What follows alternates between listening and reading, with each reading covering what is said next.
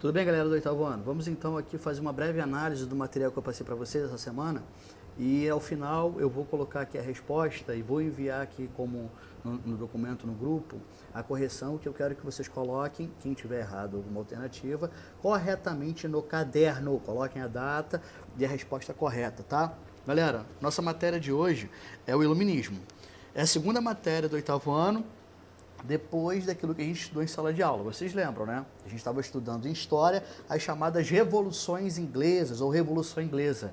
Por que a Revolução Inglesa foi importante mesmo? Porque foi o primeiro movimento da história que colocou a burguesia no poder. Vocês lembram disso, né? O que a gente vai perceber na aula de hoje é que a influência desse movimento na Inglaterra vai permitir o surgimento de novas ideias. Se é a primeira vez que a burguesia chega ao poder, e a gente viu na nossa aula que isso inaugurou uma série de novos acontecimentos, o rei teve o seu poder limitado pela primeira vez. Vamos lembrar que a Inglaterra estabeleceu ao final da Revolução Inglesa uma monarquia parlamentarista, aquela no qual o rei reina, mas não governa. A gente percebe que o parlamento passa a administrar de fato a Inglaterra e o poder deixa de ser centralizado. A gente passa a ter um poder dividido com a Carta de Direitos, ou em inglês Bill of Rights. Vocês lembram disso, né? Os acontecimentos na Inglaterra vão influenciar os pensadores da época a desenvolver novas ideias que criticavam na Europa todo aquele sistema que ainda estava baseado na concentração dos poderes nas mãos de uma única pessoa. Ou seja, não apenas uma crítica ao absolutismo, que é a ideia do rei que domina todo, mas de toda aquela estrutura em volta do absolutismo, que a gente chama de antigo regime. Os iluministas vão se referir a esse período, que em francês chama-se Ancien Régime, de antigo regime. O que seria um antigo regime, galera? O absolutismo, o mercantilismo, a sociedade estamental e essa relação entre o Estado, ou seja, o rei e a igreja. Vamos lembrar que, apesar de mais enfraquecida do que na Idade Média, a Igreja Católica ainda era muito poderosa na Idade Moderna. Então, os iluministas vão basicamente desenvolver um conjunto de ideias que critica essa estrutura anterior e que vai criar um novo conceito para a sociedade. E aí a gente vai pegar exatamente o conceito da nossa aula. Por que esse movimento de pensadores, de ideias, vai ser chamado de iluminismo? Porque até o século XVIII, o pensamento religioso, a relação da Igreja Católica com as coisas mundanas era muito forte. Com isso, os iluministas vão dizer que o pensamento anterior deles era um pensamento obscuro, de trevas. Vocês lembram que isso não é novidade, né? Os iluministas, na verdade, dão continuidade ao pensamento dos renascentistas que nós estudamos no sétimo ano. Os renascentistas eram um movimento artístico, enquanto o iluminismo é um movimento intelectual, filosófico, tá bom? Não pode confundir uma coisa com a outra. O que a gente percebe é que essa ideia da iluminação basicamente é o conhecimento, ou seja, a razão ilumina o homem. Se lá no período moderno, medieval e moderno, nós temos Deus como centro de tudo, lembram disso? O teocentrismo. Com o Renascimento a gente teve o antropocentrismo. O homem passa a ser o centro das preocupações, o pensamento humanista. Os iluministas vão dar continuidade a isso. Vão dizer que as preocupações do homem devem ser feitas pelo homem, que as coisas que acontecem na Terra são consequências da ação do homem. Gente, eu não estou querendo dizer com isso que os iluministas eram ateus. Na verdade, a gente pode definir eles como deístas. O que significa? Qual é a diferença entre ser ateu e ser deísta? O ateu é o que não acredita em Deus. O deísta é aquele que até entende que há um arquiteto universal, que seria Deus, mas que Deus apenas criou as coisas, criou o mundo, e a partir daí, as ações do homem que vão definir como é que o mundo ele vai se desenvolver, beleza? Os iluministas têm o apoio principalmente de uma classe chamada de burguesia, então a gente pode definir o iluminismo como um pensamento burguês, beleza? Até porque a gente está começando a observar no século XVIII, que é o século do iluminismo, na prova eu gosto de perguntar como é que a gente define o século XVIII? A gente define o século XVIII como o século das luzes, devido à influência, porque o iluminismo ele vai acabar servindo como a ideologia, ou seja, um conjunto de ideias que vai influenciar vários movimentos que a gente vai estudar nesse ano, no oitavo ano, beleza? Então é fundamental que vocês entendam essa ideia, porque essa ideia ela vai servir como referência, como base para todos os movimentos que vão acontecer na Europa e também fora dela. Tranquilo, galera? Então, o que a gente percebe, e aí eu estou usando a folhinha como referência para vocês poderem ouvirem minha aula olhando a folhinha, nós temos a base de crítica do iluminismo, retomando. A interferência do rei em todas as esferas, inclusive na economia. Lembra que no 7º ano a gente estuda que a principal prática da Idade Moderna, prática econômica, era chamado de mercantilismo. Mercantilismo, ideias, práticas ligadas ao comércio, ligados ao mercado. Por que a burguesia está incomodada com o mercantilismo? Porque o mercantilismo passava pela aprovação do rei, ou seja, o rei vai dizer qual burguês que pode participar de qual comércio. E a burguesia desejava um comércio livre, porque segundo ela, se o comércio está livre, ela tem mais condições de ganhar o quê? Dinheiro, beleza? Claro que criticam o absolutismo, vamos falar daqui a pouco de um dos pensadores do iluminismo, um cara chamado Montesquieu, que obviamente vai criticar profundamente essa ideia da centralização. Professor, por que os iluministas vão criticar tanto essa ideia? Porque os iluministas vão dizer que o absolutismo, ele inevitavelmente leva ao autoritarismo. E o autoritarismo não é uma forma de política bem-vinda. Show de bola? Além disso, os iluministas vão reforçar a ideia do antropocentrismo e vão, obviamente, puxar a sardinha, a sardinha para o seu lado e vão dizer que a burguesia é uma classe que detém as melhores condições intelectuais, econômicas para fazer mudanças positivas, beleza? A gente observa, eu coloquei isso como questão aí para vocês resolverem, que claramente o iluminismo ganha muita força entre a burguesia em toda a Europa. Então vamos lá. Começa na Inglaterra, que é uma ilha, ou seja, não está no continente europeu. Esse movimento começa a se espalhar pela Europa, ganha muita força na França, e aí os reis na Europa começam a temer essas ideias. E aí a gente vai ver o surgimento de um movimento que é híbrido. O que é uma coisa híbrida? Que junta duas ideias diferentes, duas coisas, dois conceitos. Vai surgir na Europa, depois do iluminismo, um pensamento chamado de despotismo esclarecido. Vou explicar as duas ideias. O que significa a palavra despotismo ou déspota, galera? Despotismo ou déspota significa autoritarismo, tirania, ou seja, a ideia do rei, né, que é o déspota. O que é esclarecido? É um cara que não é alienado, que sabe das coisas. Que coisas são essas? Coisas ligadas ao iluminismo. Então, despotismo esclarecido é o absolutismo tomando emprestado algumas ideias do iluminismo. Beleza? Exemplo de déspotas esclarecidos na Europa nessa época. Temos o Frederico II da Prússia, a Catarina II da Rússia, o Marquês de Pombal em Portugal. Em História do Brasil a gente estuda o Marquês de Pombal, porque ele tenta reorganizar o Brasil colônia, tenta melhorar a administração do Brasil colônia, então isso é visto como um sinal do despotismo esclarecido. E aí a gente parte para o próximo ponto. Qual o próximo ponto? Os principais filósofos iluministas, talvez a parte mais importante da aula. Quais são os principais pensadores iluministas e o que eles defendiam? O cara que é chamado de pai do iluminismo é um inglês, chamado de John Locke. Inclusive, o John Locke acompanhou de perto o que estava acontecendo lá na Inglaterra. Então, ele viu todo aquele processo de mudança que levou a burguesia ao poder. E aí ele vai defender uma ideia no seu livro Ensaio sobre o Entendimento Humano, de que todos nós, seres humanos, nascemos com certos direitos que ninguém, o rei, o Estado, ninguém pode tirar de nós. Ele vai definir isso como direitos naturais do homem, ou se você quiser dizer de uma forma bonita, direitos inalienáveis, beleza? Quais seriam esses direitos, segundo Locke? O direito à vida, o direito à liberdade e o direito à propriedade. Esses três princípios, esses três direitos não podem ser abortados, não podem ser retirados por ninguém, beleza? Locke vai ser muito influente, por exemplo, daqui a pouco a gente vai estudar, na Carta, na Declaração de Independência dos Estados Unidos, na Declaração de Direito do Homem e do Cidadão, que vai ser feita na Revolução Francesa, tá bom?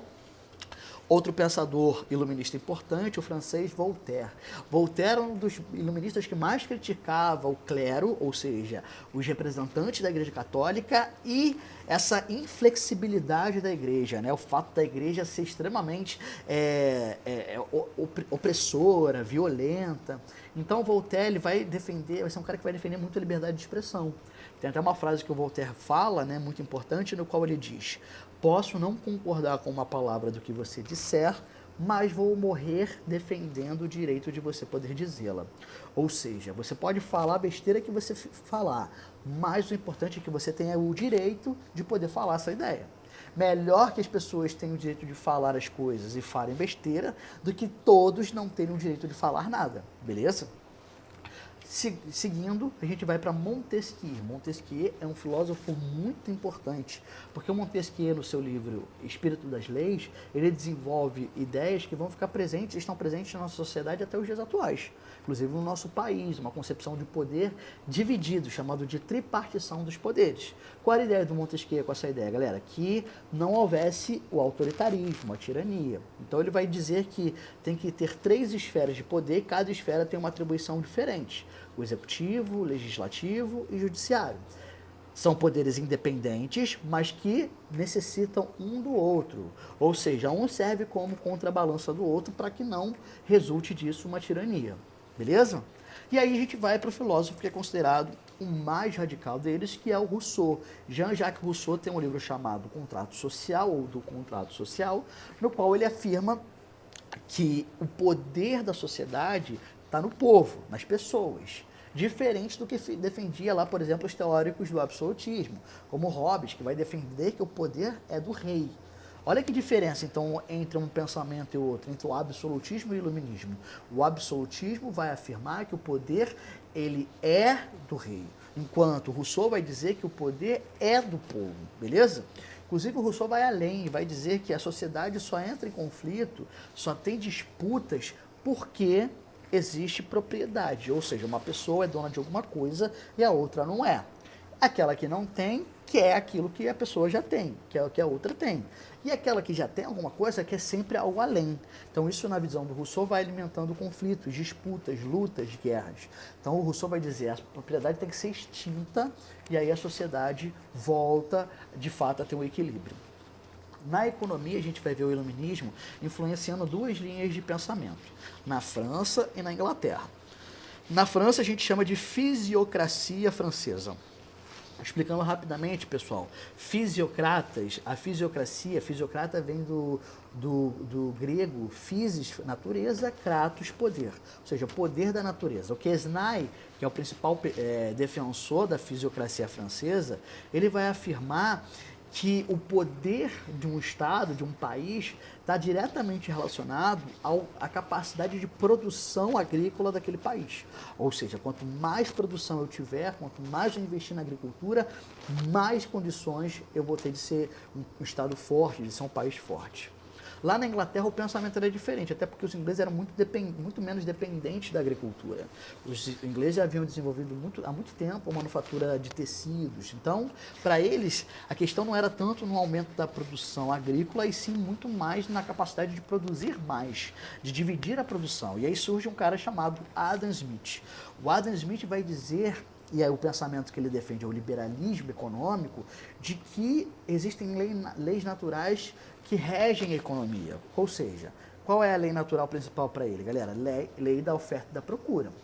Ou seja, se você tem um número X de produtos, vamos dizer 10 produtos, 10 borrachas, e você tem 20 pessoas querendo comprar essa borracha, o preço dessa borracha vai ser alto. Se o contrário acontece, o preço, se você tem 20 borrachas e 10 pessoas, o preço da borracha diminui. Então ele vai dizer que são essas leis que determinam as regras do mercado. Não a necessidade do rei dizer que a borracha custa X, que a banana custa Y, que a camisa custa Z, beleza? Isso é o que o Adam Smith vai chamar de mão invisível do mercado. Show de bola? Essa ideia do Adam Smith está presente na sua obra A Riqueza das Nações.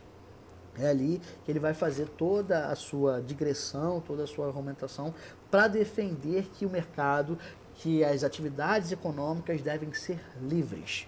Beleza? Bom, vamos lá, galera. Estou aqui com o material aberto e vou colocar aí para vocês e vou fazer junto com vocês aqui.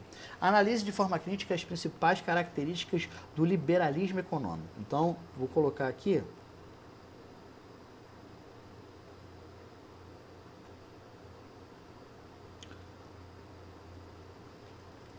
As principais ideias defendidas pelo liberalismo são a ausência da intervenção do Estado na economia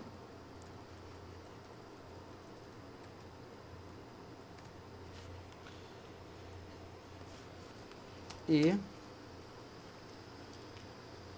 as ideias de leis naturais da economia. Tá bom? Então a gente pode colocar isso aí.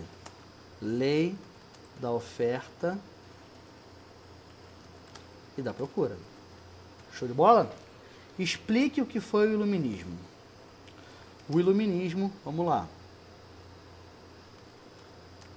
O iluminismo foi o movimento intelectual no século XVIII, na Europa, caracterizado pelo racionalismo, pela crítica do antigo regime. Ou seja, buscava novas ideias, novas concepções de sociedade. Beleza? Então aí temos a resposta do número 2. Quais são as principais críticas feitas ao antigo regime? Galera, é a questão número 3. Crítica ao absolutismo, ao mercantilismo,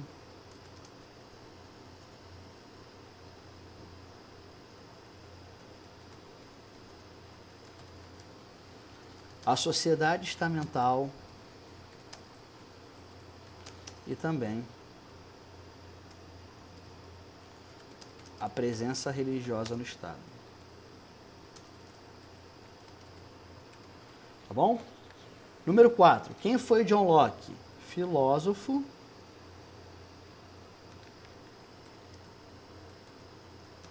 iluminista. Defendia as leis,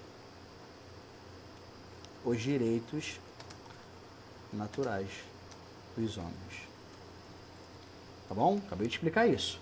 O que foi o despotismo esclarecido? Um conjunto de ideias que mesclava, ou seja, que juntava